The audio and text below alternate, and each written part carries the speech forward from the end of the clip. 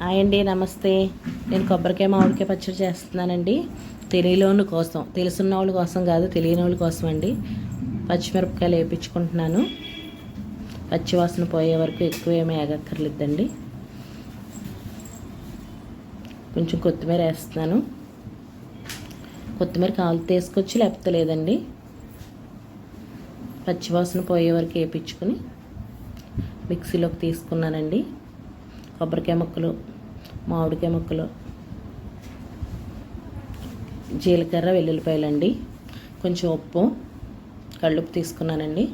కొంచెం చిన్న బరకగా రుబ్బుకోవాలండి. మిక్సీలో పట్టుకున్నాను. తాలింపు వేసుకోవాలండి. పచ్చెనపప్పు, మినపప్పు, ఎండుమిరపకాయలు, ఆవాలు, కరివేపాకు అండి. అవి బాగా వేగిన తర్వాత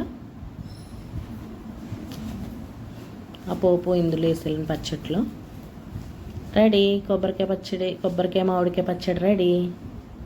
ఇది రైస్లోకి, దోశల్లోకి, ఇడ్లీలోకి చాలా బాగుంటుందండి. ట్రై చేయండి. ఎలా ఉందో కామెంట్లో చెప్పండి. లైక్ చేయండి, షేర్ చేయండి, సబ్స్క్రైబ్ చేసుకోండి.